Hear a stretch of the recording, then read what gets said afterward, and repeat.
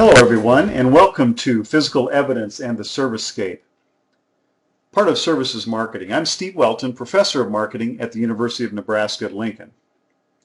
We've been discussing the three additional P's of Services Marketing: people, process, and in this segment, physical evidence.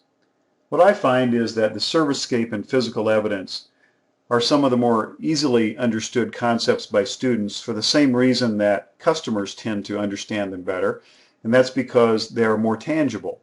You can see them. In many cases, you can touch them or experience them. And so we tend to grasp this concept more easily. Physical evidence comes in two types: the Servicescape and the other tangibles. Servicescape is really the facilities, whether you have interior or exterior facilities for your customers to interact with.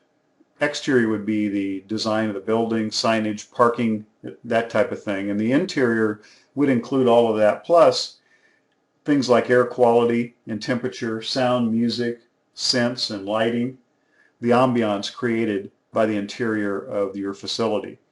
But there are other tangibles that give customers clues as to the type of service delivery to expect, and then also their perceptions of experience. Things like business cards, stationery, the way employees are dressed, the company brochures, web pages, that type of thing. So we really have these two elements that go to comprise the customer experience.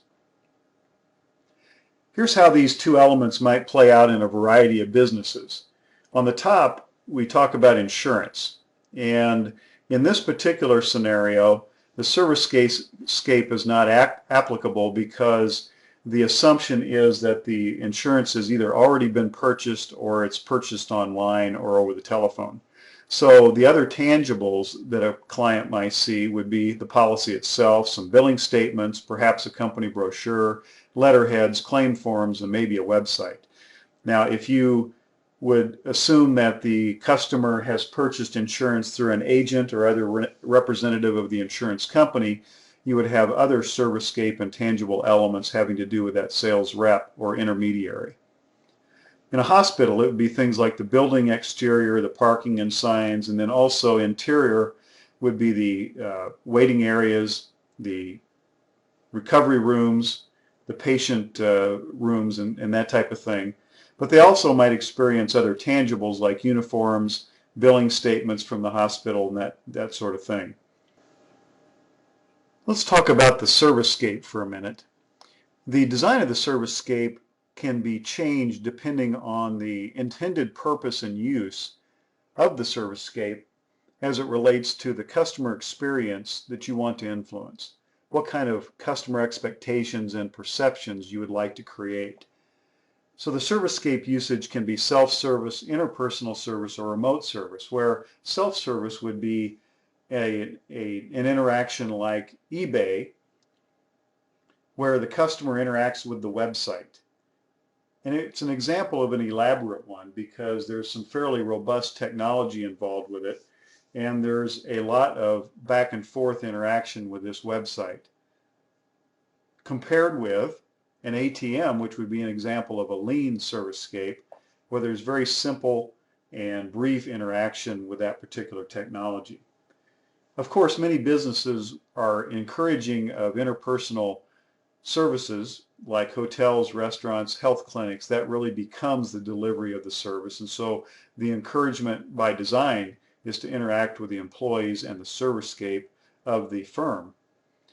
A lean example might be a dry cleaners or a hair salon where you'd have a brief encounter that's fairly simplistic with the employees of that organization. And a remote service would be typically generated by technology or fueled by technology. It would be a call center. It would be enabled by telecommunications and that type of thing. On the lower right, in this box, it's mentioned automated voice messaging services, and this could fall in a couple of different categories. I might even put it up under the self-service category if the entire transaction or interaction is handled by the voicemail system. We also look at the importance roles that the Servicescape plays in your strategy. The first one is that it can package everything for the benefit of the firm in the customer experience. It can help set expectations and definitely influences the perceptions on the part of the customer. It also acts as a facilitator. Managing the flow of the service delivery process is really important to simplify it for the customer, make it easy to understand, makes it quick and easy to transact business. It also acts as a socializer. It can facilitate interaction between not only customers and employees of the firm, but also customers and fellow customers. We saw that with the Show Life Hospital. A couple of examples of socialization interaction would be this. Remember this from an earlier module. The interaction you might have in the McDonald's drive-thru buying coffee versus this, the local coffee shop, where the interpersonal interaction is emphasized here. The interpersonal interaction not only with the employees of the firm, but the customers among one another. So that would be a good example of how the Servicescape facilitates socialization. The Servicescape can also be used as a differentiator, something that sets the provider apart from the competition in the mind of the consumer. From an earlier module, here's a couple of examples.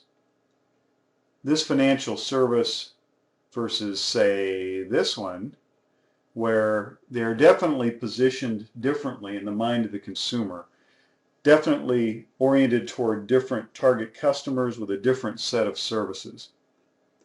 If we think of the recent opening in the fall of 2011 of the new Apple store in Grand Central Station, 20,000 square feet plus of space, $800,000 a month rent, 10 million plus in renovations and preparation for the lease, we see how important the Servicescape can be to a firm. Now, Apple's not totally a service organization, partially, but you can see that many firms believe this is extremely important in creating a particular customer experience, whereas other service firms just don't pay attention to it, when frankly they should be spending a lot of time thinking about that. This chart really depicts a framework for understanding the impact that physical environment can have on the behavior of not only your customer but your employees. It's rooted in stimulus response theory, and if you read it from left to right, we start with the physical environmental dimensions, which are things like ambient conditions, space and function, signs, symbols, and artifacts, all the things that we talked about earlier as physical evidence, determining what the holistic environment is, which becomes part of the perceived Servicescape.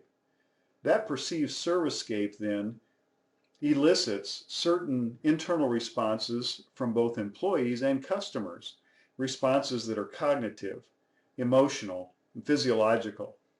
And those responses then determine the behavioral outcomes of the employee and the customer, and in some cases the social interaction between the two. So the bottom line of this slide really is that the physical environment, or all the things that we've been studying in this segment, have a definite impact on the behavior, perceptions, and expectations of service on the part of the customer and the behavior of the employees of the firm. So you can see why the design of the Servicescape would be such a critical element in the strategy of a company. So finally, if we assume that physical evidence is an important part of the firm's strategy, here's some guidelines.